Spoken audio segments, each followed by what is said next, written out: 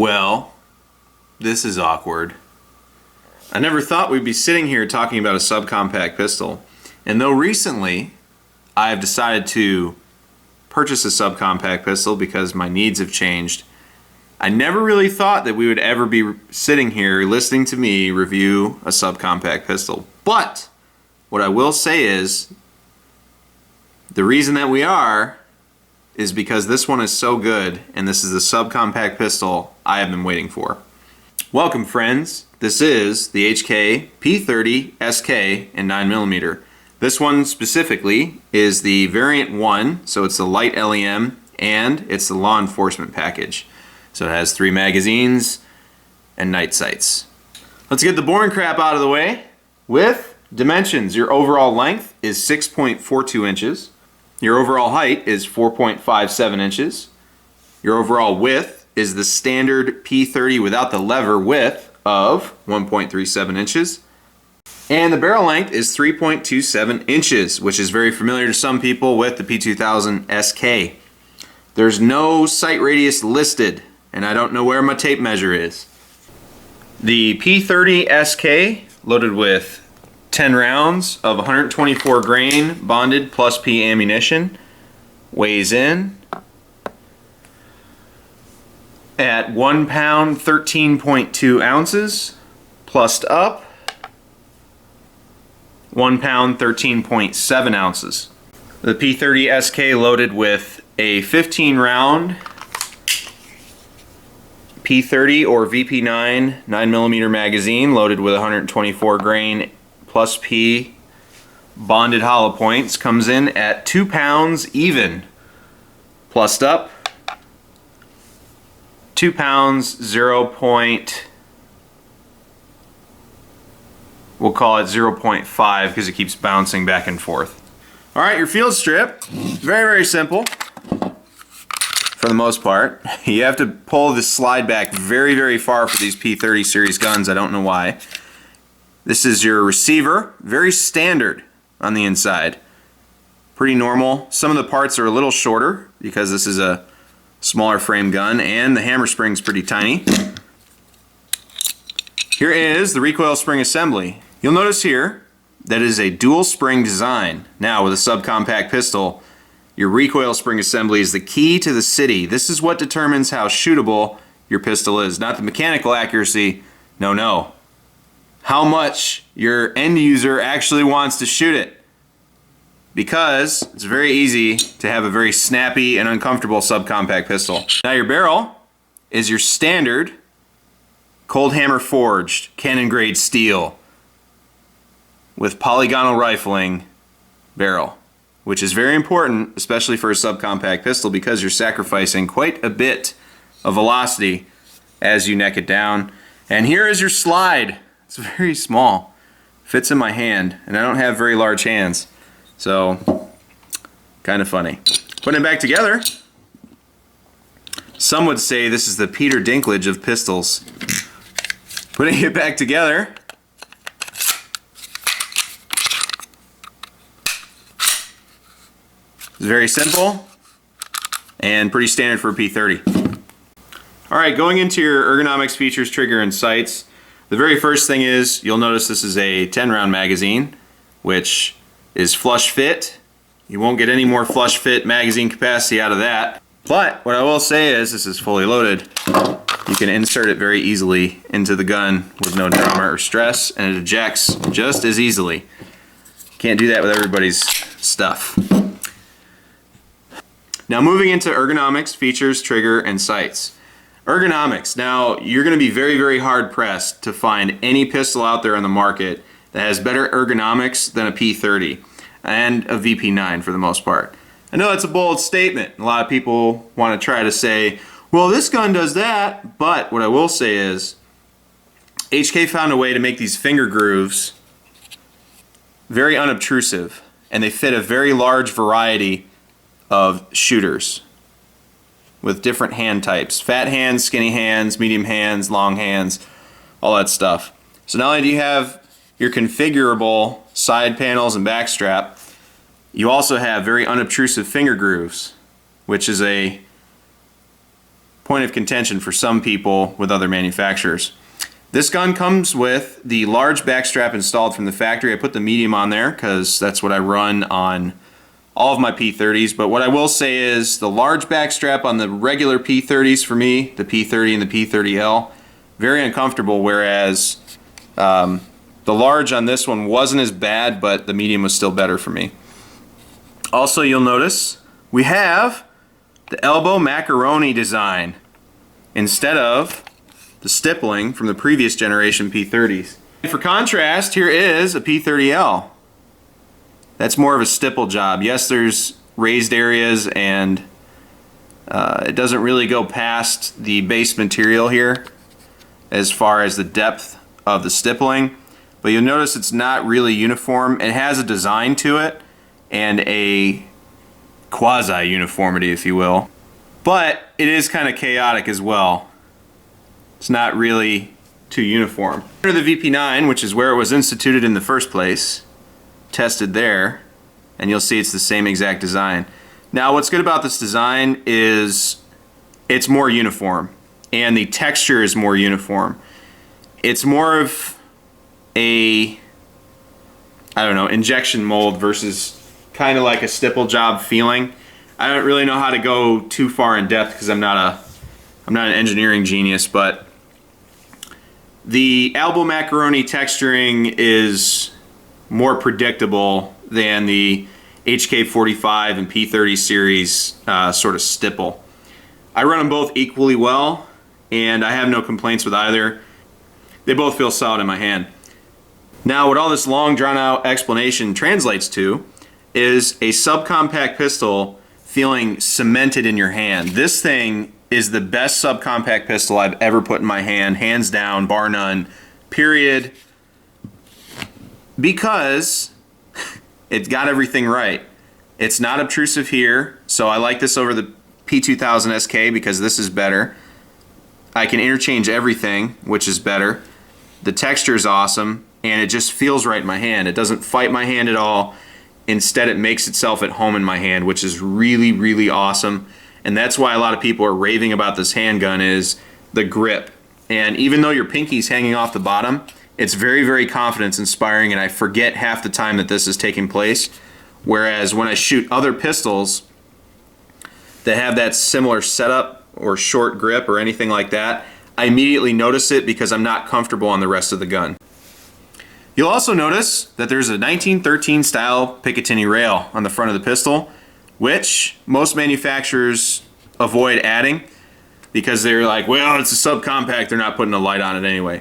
You may never put a light on this pistol, but what I will say is the option's there, and there are lights on the market already that will fit it, and I'm sure in the future, if more pistols or even just for this one, someone will make a light for it down the road. Also, as I said before, you have your standard Meprolite night sight option for the LE package. These are my favorite night sights to come equipped on a pistol from the factory. I love them. You'll never hear me stop raving about them. They're great. Very, very fast, easy to line up, easy to pick up.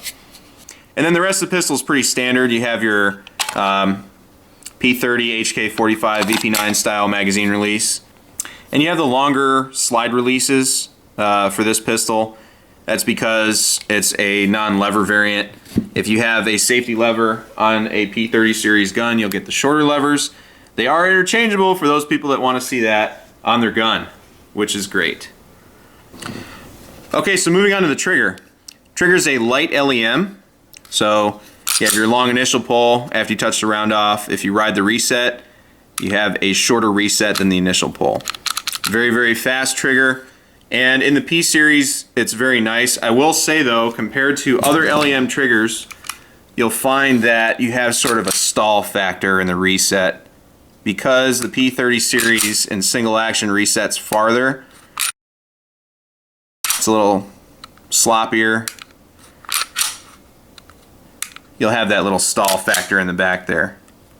So in between each shot, if you don't practice with this gun, or you have a lot of different firearms with a lot of different trigger options, this may slow you down a little bit. But what I will say is I didn't have trouble shooting it quickly once I got used to it again. And it's not a trigger that you can't learn to use, and there are guys that just run P30s and have no problem with the trigger.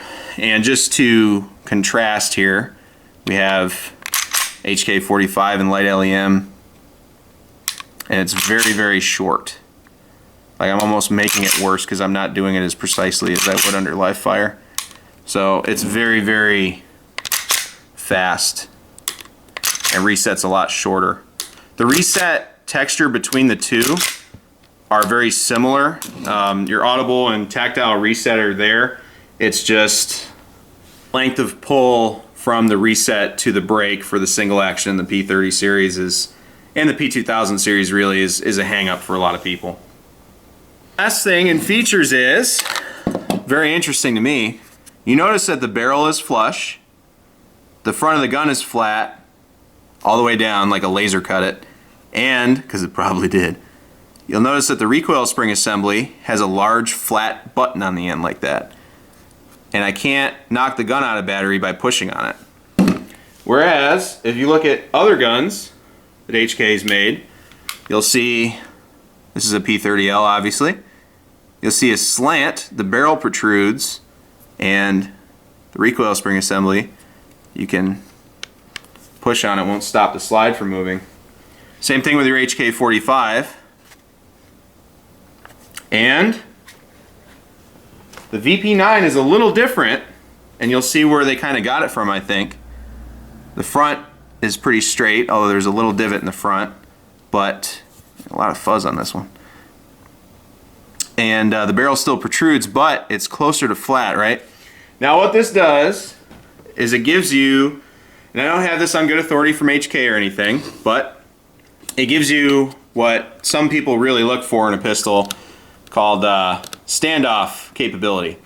Now what that is I can put this on the table and still touch it off. You can put this against a flat surface, and so long as you're not knocking the top of the gun out of battery, I'm pushing on the front of the gun there, and it'll still fire. Whereas, if you have a HK45, push it on the table, make sure it's flat, and it won't fire because it's out of battery ever so slightly. Same thing here. Okay? Now, it's not a big deal to me. It's not something I look for in a pistol, but what I will say is HK took the time to work that into this handgun when they didn't have to change them. In order to give you that option, they did in this pistol. So I think, while it's not something I look for personally, I think it's cool that they did that for people that do look for that option. And the actual last thing in features is magazine interchangeability. You can put a 10 rounder in here, you can put a USP compact 13 rounder in here, which is also the P2000. You can put a P30 VP9 mag in there for 15 rounds, or if in the unlikely event you have to dispense 30 rounds of Justice, you can, because it fits in there. Look at that. I can't even get it in frame. That's ridiculous. So my final thoughts on this pistol. Well, I didn't expect it to be this good. I really didn't. This pistol has destroyed my preconceived notions on how a subcompact pistol should behave.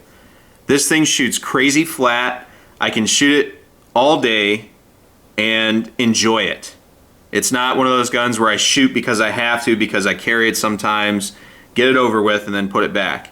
I genuinely enjoy shooting this gun, and I was blown away by what this gun was able to do in my hands, because a small gun shouldn't shoot this well. I prefer at least a 6-inch sight radius, which this gun absolutely does not have, and it's shot like a pistol with that sight radius. I will say, if you start pushing the range out, you'll hit failure points a lot more frequently than you will with a normal compact size or full-size pistol. But this gun shoots remarkably well if you make sure your sight alignment's solid and your trigger manipulation is good. It will punish you for your mistakes, although not nearly as bad as other pistols I've run into. It also gets really, really hot because it's so small, and small guns get hot because they have to push the heat somewhere, and the explosion isn't any different in a small gun than it is in a big gun. It's just how much time the bullet stays in the barrel and the gases and all that This thing will spit fire. And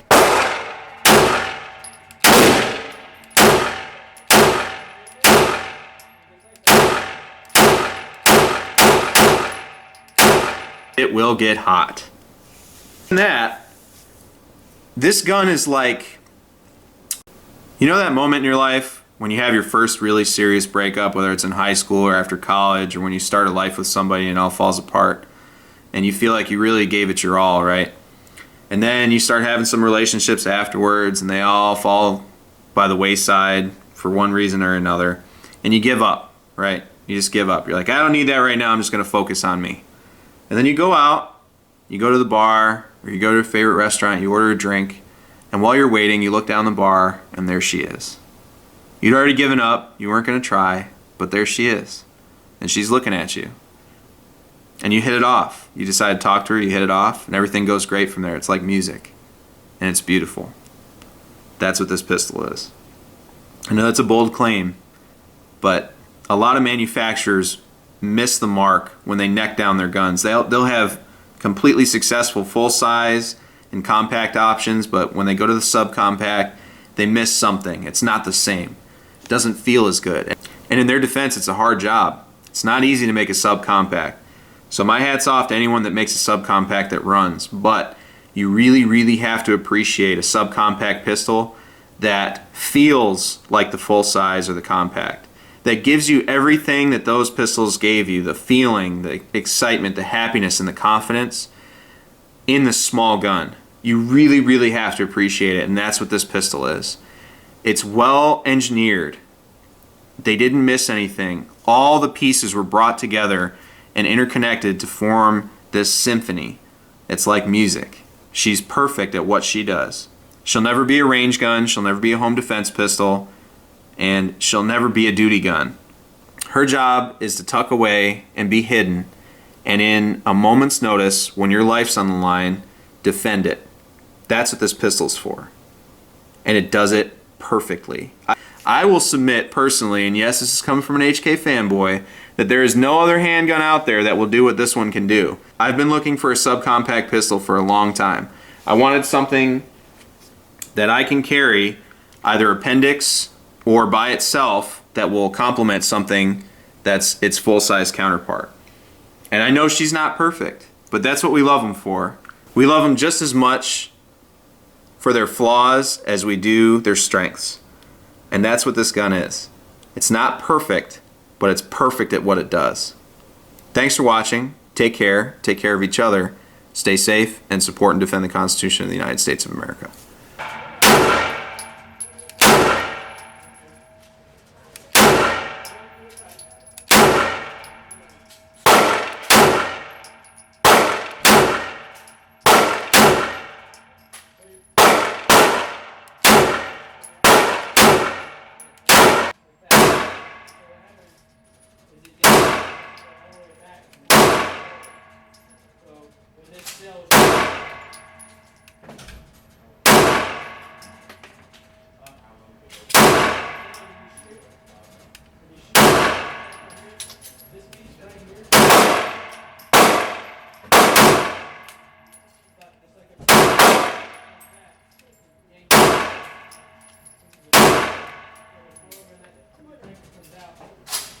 Come all the way back to where